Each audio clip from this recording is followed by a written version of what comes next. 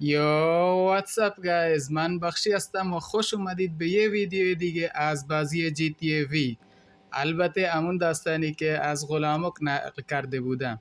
در ویدیو قبلی دیدیم که غلامک به خاطر یک اشتباه چطوری پدر مادرش از دست داد و امروز هم قصد داره از مایکل انتقام بگیره، همون رئیسش انتقام بگیره که چرا پدر مادرش رو کشته. خب قبل این که بریم سراغ ویدیو، حتما ویدیو رو لایک کنید و چینل رو سابسکرایب کنید. این به خاطر حمایت از چینل منه و ویدیو رو تا آخر ببینید. اگه خوشتون اومد حتما نظرتون رو بنویسید تا پارت بعدی هم بذارم. خب وقت ادر ندیم، بریم سراغ ویدیو. خب الان اینجا که میبینید خاک سپاری انجام شده و یه چند تا آدم اومدن. البته اینا همشون کشاورزن، اینجا تو مزرعه کشاورزی میکنن. اومدن اینجا به خاطر غلامک و همون پدرش عبدالقادر. البته خب الان غلامک بیچاره در گریه میکنه، سیاه‌پوش شده و چند تا ماشین هم همینا. خب از خودتون میپرسید که چرا دلمراد نیومده؟ عمو دلمراد اوناش داره میاد بیچاره، چون رفته بود ماشین رو پارک کنه اونجا و یه چند تا آدم اومده بود ماشین اونا رو برد اونجا پارک کرد. خب بیچاره داره الان میاد. چی شده؟ نه پسرم غلامک بلند شو بریم خون. گریه نکن پسرم.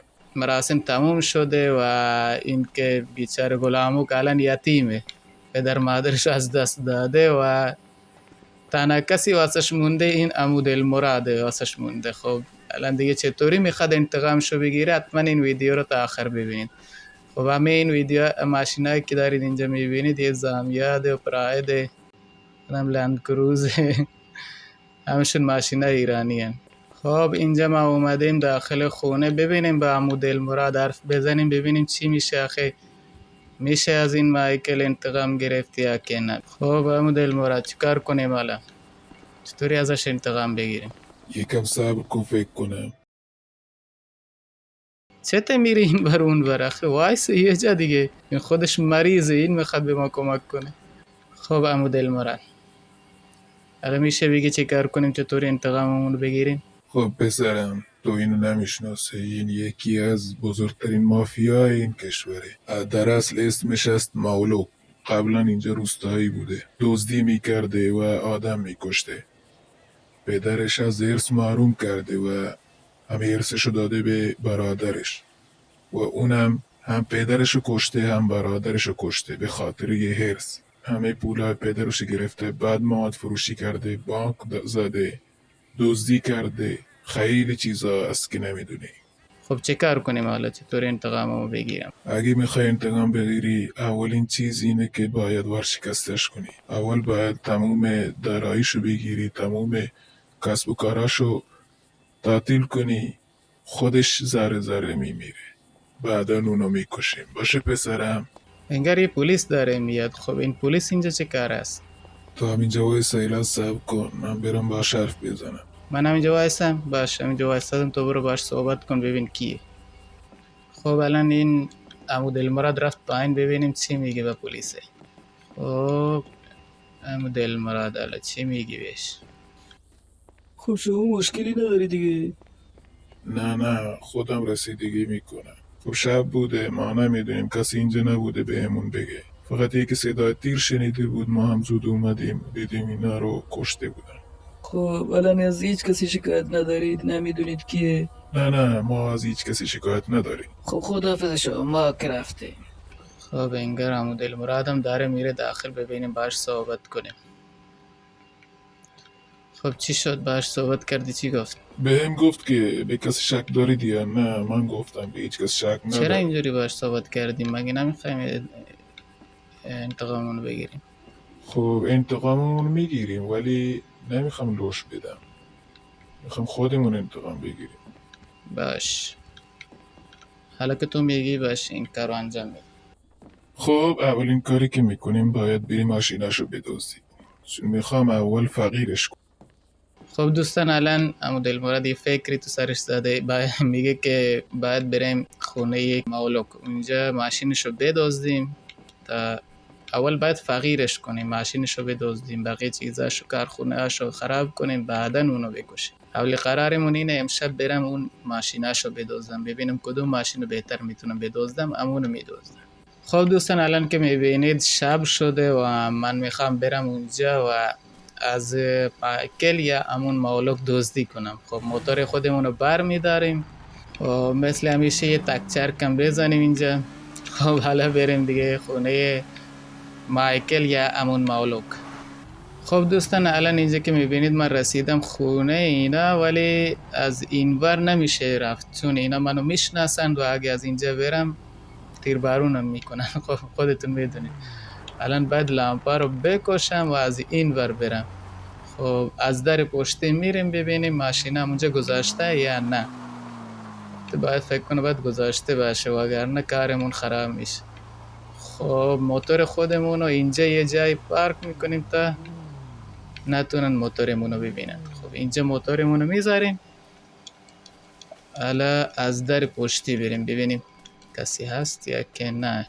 کسی نباشه بهتره چون اگه اینجا یکی باشه میکشه ما رو. اینجا هم کسی نیست و از این داخل بریم که خیلی بهتره. انگار کسی امروز اینجا نیست. از اینجا یه نگاهی بندازم. یکی انگار من دیدم اینجا.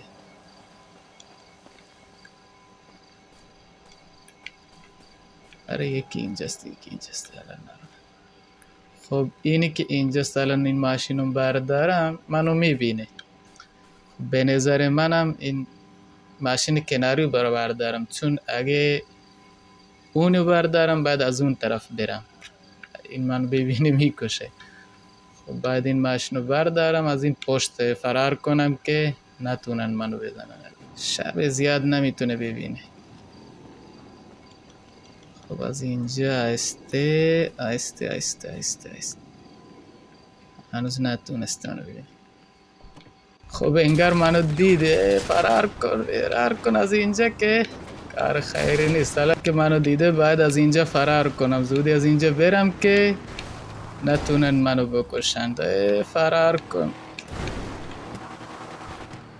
خب دوستان الان که میبینید من در حال فرار هستم و انگار یه چند تا ماشین از اونجا اومدن پایین. الان نمیدونن دنبال منن یا که نه.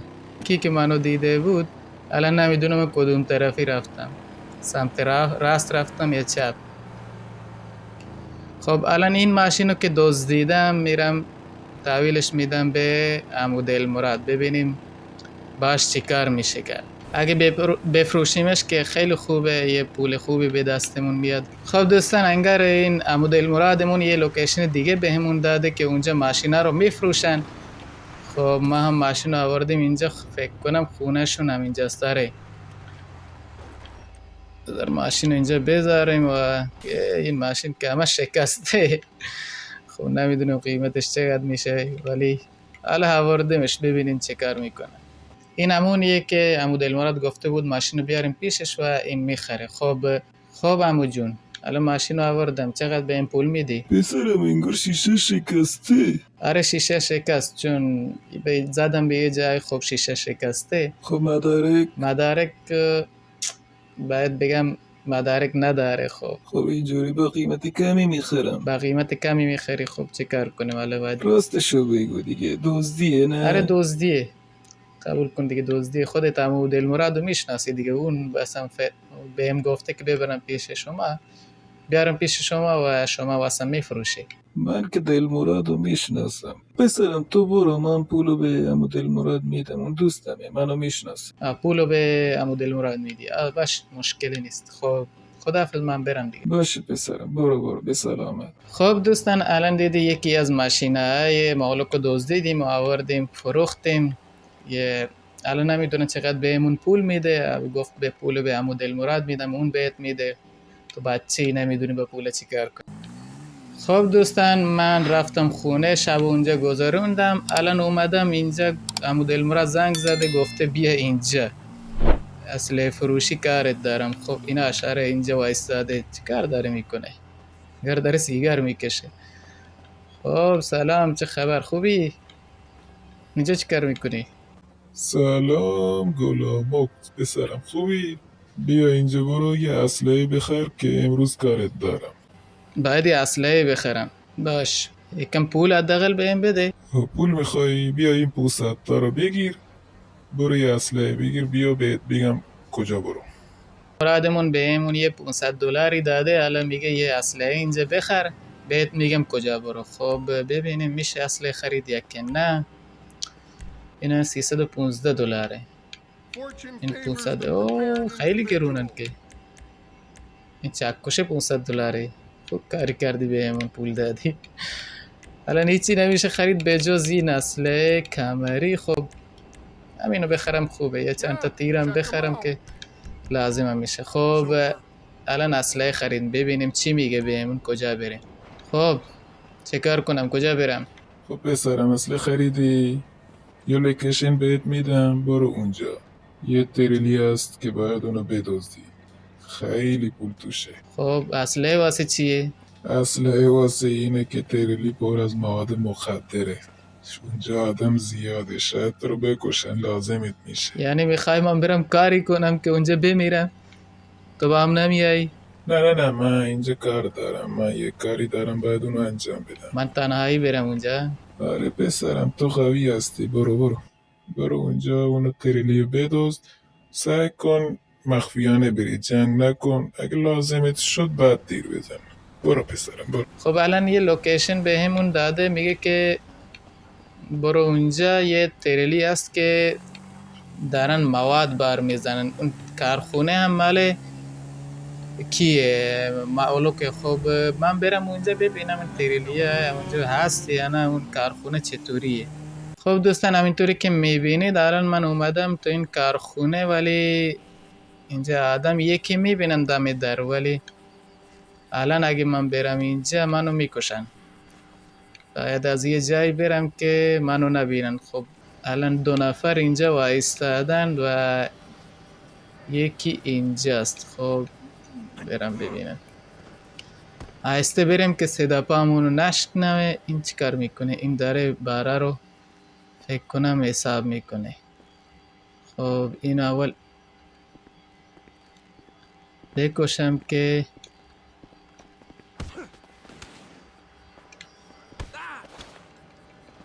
نزن تیر نزن. خب اینو کشتم. الان باید از اینجا برم. خب این دوتا الان اینجا وایستادن، اینم تریلیه. خب اگه اینو من بردارم اینا منو میبینن. حالا ببینیم چی میشه. خداحافظ. خب انگار منو دیدن دارن تیراندازی میکنن، منو میزنن. خب باید از اینجا زود فرار کنم و برم. خب یه چیزی له کردم نمیدونم چیه. خب بریم فرار کنیم بچه جون. خب دوستان همونطوری که میبینید الان یه چند تا پلیس دنبال افتادن. اونا خودشون نیومدن دنبالم، ولی شکایت کردن، فکر کردن به پلیس خبر دادن که من یه تریلی دارم که پر از مواده. خب الان پلیس منو بگیرن، نمیدونم با هم چه کار میکنن. نباید الان منو بگیرن، باید فرار کنم. هم دلمرادمون میخواد ما رو بکشه. خب از اینجا باید فرار کنم برم، نمیدونم کجا برم حالا دیگه. پلیس همه جا راهو بسته. از وسط اگه برن دیگه پنچر کن زدن، ماشینم پنچر میشه. بعد از کنار برم. خدا کنه چپ نشه، چپ بشه دیگه مردم. پلیس. خب دوستان الان رسیدم اینجا. کو فکر کنم اونجاست، بعد برم. اینجا چی خبره؟ راهو بستن پلیسا. بعد راهو بستن، نمیشه از اینجا رفت.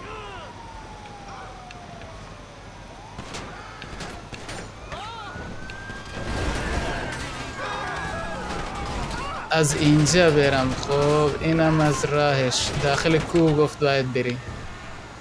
خب دوستان همینطوری که میبینید بالاخره ماشین رو آوردم یه جایی، این وسط بیابون. الان دیگه پلیسا فکر کنم منو گم کردن. خدا کنه دیگه نیان من جلوم و ویلا میشه. خب دوستان انگار لوکیشنی که بهمون داده بود اینجاست. گفته بود اینجا یک خونه است که ماشین رو ببر داخلش. اوناش اونجا وایستادن خودشون. الان ببرم ماشین داخل که کسی نبینه ولی انگار جا نمیکنه. خب چه کارش کنم اینجا؟ بذارم دم در. باش اینجوری میذارمش. خب بریم ببینیم چی میگه. خب چی شد؟ معامله انجام شده؟ انگار انجام شده. این همه پول. چه خبره؟ ثروتمند شدیم. خب پسرم معامله خب انجام شده. چیه؟ برو چی همه شده؟ این مواد رو خالی کن پایین تا ببین. باید اینا رو همه رو خالی کنم. آره دیگه تا آوردی باید خالیش کنی تا ما ببینیم واقعا مواد آوردی واسمون یا نه. من این الان همه موادیه که آوردیم واسه شون. خب معامله مون انگار انجام شده. خب چیکار کنیم الان دیگه؟ بریم. خب انگار معامله انجام شده و مدل مراد میگه باید زودتر از اینجا بریم، چون اینجا دیگه هم نیست. شاید یکی بیاد ببینه. خب الان باید یه ماشین پیدا کنیم و زود از اینجا فرار کنیم. خب دوستان الان من اومدم خونه و منتظرم که مدل مراد بیاد. گفتی خبر خوبی نشون اومده، گفتی خبر خوش بهت میدم. خب چی شده که پریشونی؟ وای گلامو بیچاره شدی. چی شده؟ گولت زدم پسرم. پولو میوه دادم. پولدار خوشحال شدی؟ شدیم. پولو دادن. پولدار شدیم. امشب یه جشنی بگیریم کیف کنیم. پول من کجاست؟ پولتو میریزم به حسابم. صبر داشته باش. میریزی به حسابم؟ باش. خب حالا دیگه چی کار کنیم؟ بریم جشن بگیریم. خب بیا خونه من شب اونجا جشن بگیریم. اینجا هم نیست. بیام خونه تو؟ باش میام اونجا جشن بگیریم. خب دوستان انگار امشب باید جشن بگیریم. خب بریم منتظر باشیم تا شب بشه. خب دوستان همینطوری که میبینین نزدیکی عصر و الان غلام که بیچاره اومده کنار قبر پدر و مادرش یکم دعا کنه. خب پلیس چرا ویبی میکن؟ نکن دنبال منه. انگار پلیس داره میاد. حالا چرا میاد؟ همینجا میاد جای دیگه. یکی از این ور داره میاد، یکی از اون ور داره میاد. بذار بیان باشون حرف بزنیم ببینیم چی شده. چی شده جناب سروان؟ سوار شو بریم کلانتری بهت غلامو که میگیم چی دستگیر شده. کردن بیچاره رو. غلامو که بیچاره رو دستگیر کردن. نمیدونم دلیلش چیه. حالا واسه چی ما رو گرفتن نمیدونم، ولی فکر کنم به خاطر همون مواده باشه، یا مولوک شکایت اونو کرده، یا اینکه عمو دلمراد یک کاری کرده که پولا رو خودش برداره. والا چه کار کنم؟ مهمه شده واسم. چرا منو گرفتن؟ بهم هیچی نگفتن. ندل منو گرفتن آوردن. حالا اینجا بهم یه چیزی میگن نمیدونم. خب اول بریم ببینیم چی میشه. شاید یکم با همون حرف زدن ما رو ول کردن. بریم داخل ببینیم چه خبره. آخه ما که کاری نکردیم.